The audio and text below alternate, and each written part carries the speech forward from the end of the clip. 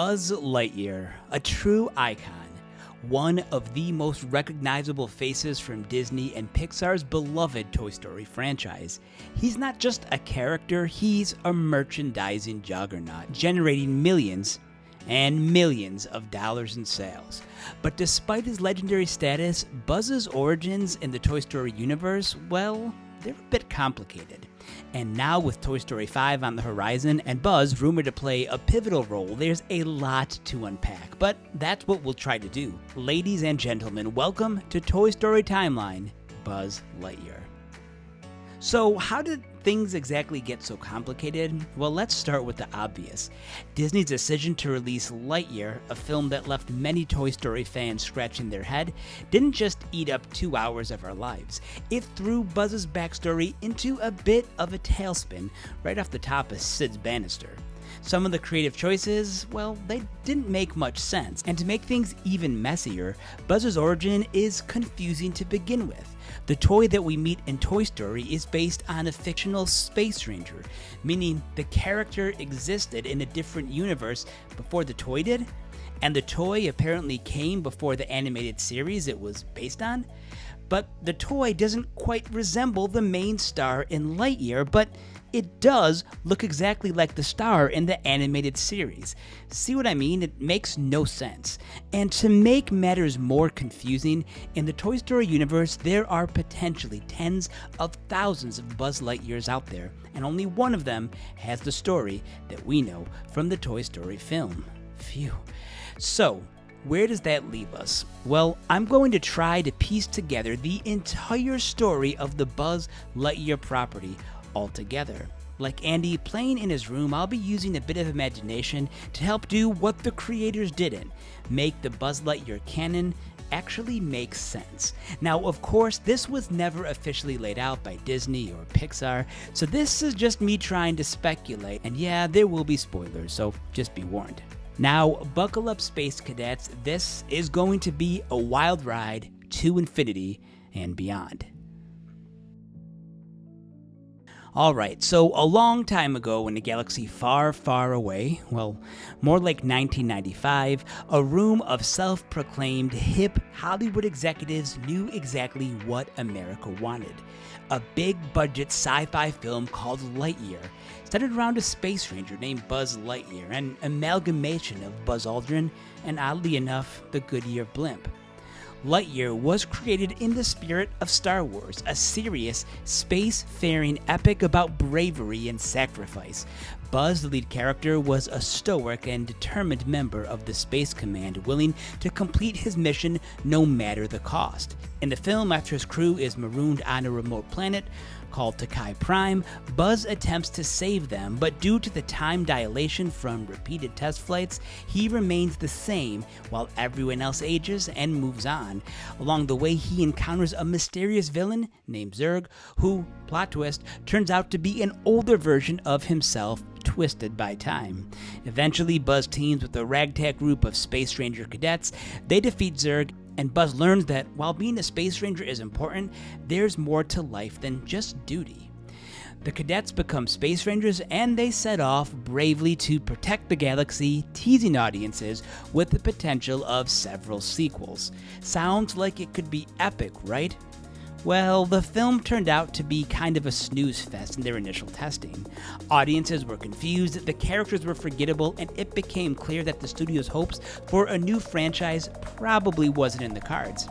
Based on these tepid reactions, the studio knew that Lightyear was going to be dead on arrival, but with the huge budget already spent, they decided to bite the bullet and think of a plan to recoup the projected revenue benchmarks they knew that the film was likely to miss. In reviewing audience feedback, they did notice that Lightyear resonated with one specific group, young boys under 10 or so.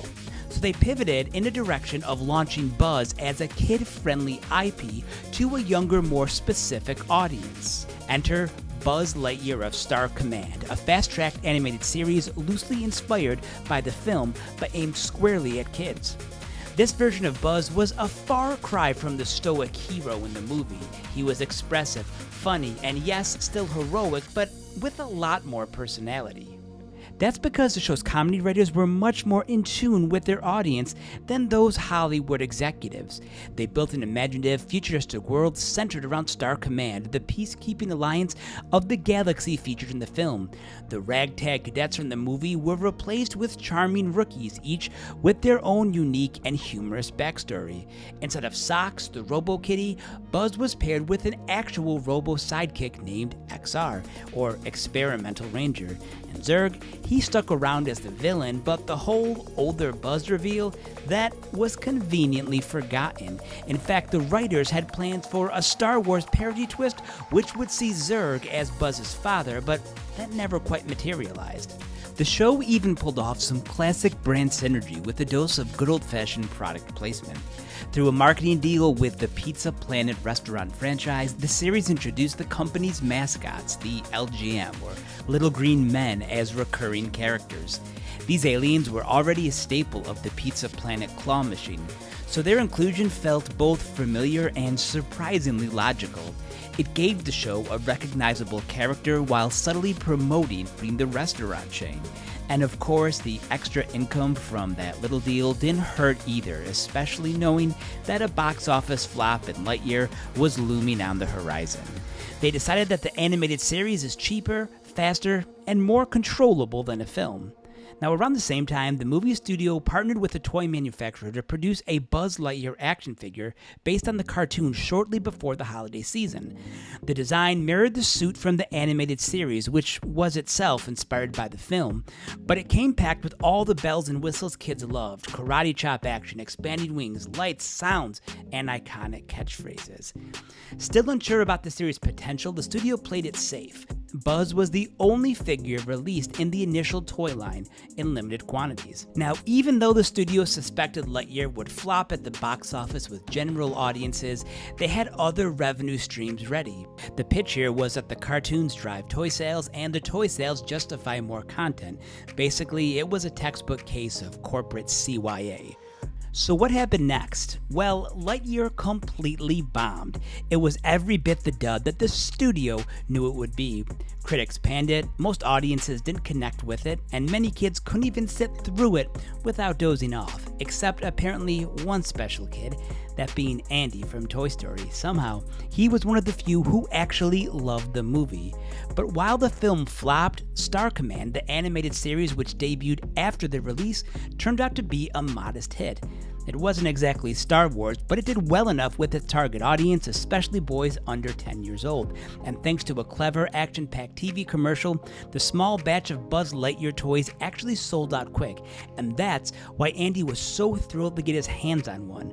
Buzz Lightyear wasn't just cool, he was also very rare. Think Turbo Man and Jingle All the Way.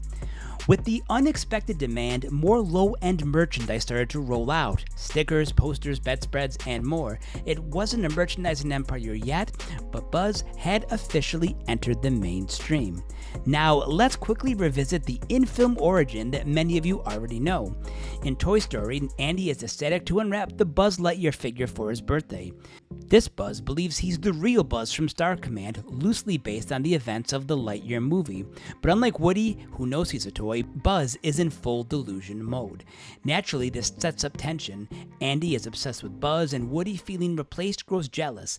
After a mishap, the two rivals end up at the house of the infamous Sid. It's there that Buzz finally sees a TV commercial featuring himself. The very one that Andy saw, and it hits him. He's just a toy. He tries to fly, he fails, and reality sinks in. Crushed, Buzz spirals, but with Woody's help, he regains his confidence, not as a real space ranger, but with a toy as a purpose. Together, they escape Sid's house and return to Andy's just in time for the family's big move. Buzz may no longer believe he's real, but he understands that being a toy doesn't make him any less important. Now, a few months later, back at Andy's house, the Star Command craze continues. Andy's family picks up a special edition VHS tape that includes both episodes of the Buzz Lightyear of Star Command series and even a tie-in Super Nintendo video game. This was the peak of Buzz Lightyear's pop culture moment. In fact, you can see a glimpse of the video game being played in the opening of Toy Story 2. Buzz's popularity skyrocketed, at least temporarily. A second wave of toys was rushed into production, including a new version of Buzz with a utility belt, and even a toy version of the villainous Zurg, the final boss from the series and the game. And believe it or not, the other stars of Star Command were even scheduled to be released in the following wave of action figures. But here's the thing, despite the merch, the cartoon, and the video game, Buzz didn't have staying power. After a few months, kids moved on, trends changed, interest faded, and by the time Toy Story 2 rolls around, we see the aftermath. In Big Al's Toy Barn, shelves are overflowing with utility belt Buzz figures. Hundreds of figures just sitting there. Why? Because the demand dried up. Buzz wasn't selling anymore. Zurg wasn't selling either. And while Andy still had his VHS tape and his beloved figure, the rest of the world had moved on. And as a result, the extended Star Command toy line was canceled, with the other cadets never released. They were canceled, kind of like what happened with the Lightyear movie sequels. And just like that, Buzz Lightyear's moment in the spotlight was over, almost as fast as it began. A sad ending? Maybe, but it's a common story, one that we've seen time and time again. Hot toy lines that burned bright and fizzled fast. And that brings us to the end of Toy Story 2. After Buzz and the gang rescue Woody from a one-way trip to a museum in Japan, everything seems back to normal. Buzz is happy, Andy is happy, the toys are together, and they're all singing and dancing. But what Buzz doesn't realize is that in the decade between Toy Story 2 and Toy Story 3, his cultural relevance continued to decline. This is why in Toy Story 3, Bonnie has absolutely no idea who Buzz Lightyear is, and Andy has to explain it to her. Buzz is a relic from a previous generation. Sure, Bonnie thinks he's cool and all, but there's zero brand recognition. It's kind of like how a 4-year-old today might recognize Darth Vader or a stormtrooper, not by name, maybe, but at least as those Star Wars guys. Buzz doesn't even get that. To Bonnie's generation, he's just a toy. Then, in 2011, some fast food executives even tried to revive Buzz. At the time, he was a relatively inexpensive IP to license. Enter Poultry Palace, a quirky regional fast food chain looking to appeal to teens, young adults, and nostalgic millennials. They struck a merchandising deal with the studio to feature Buzz Lightyear in their kids' fun meal promotion. The result? Mini Buzz figures, Zurg toys, and other accessories packed into combo meals. The idea was to tap into that fading nostalgia while reintroducing Buzz to a new generation of kids. That's what brought Bonnie and her mom into Poultry Palace in the Pixar short Small Fry. In Small Fry, we meet Mini Buzz, Mini Zurg, and a whole collection of forgotten, discarded fast food toys. It's a very fun short, but the promotion itself here, it was pretty forgettable. Buzz didn't get much of resurgence out of it.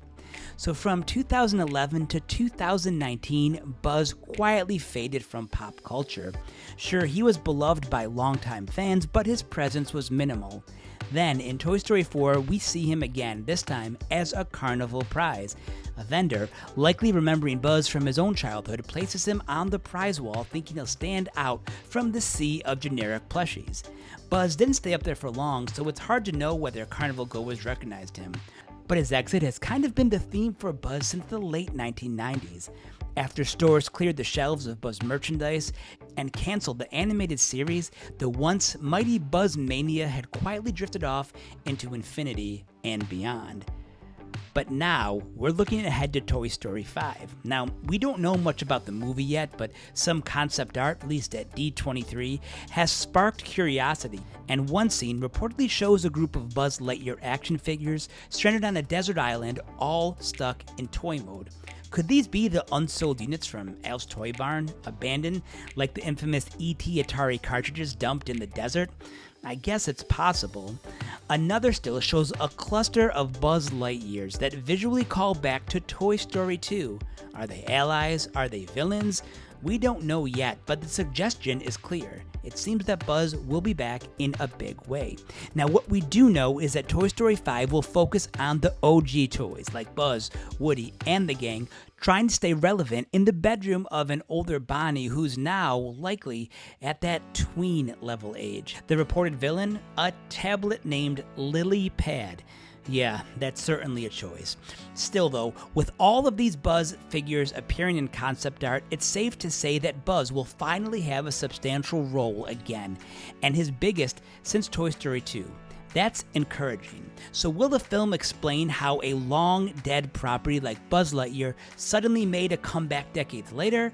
Maybe, but then again, this is the same studio that gave us Lightyear, a movie that blew up the backstory and left everyone more confused than inspired.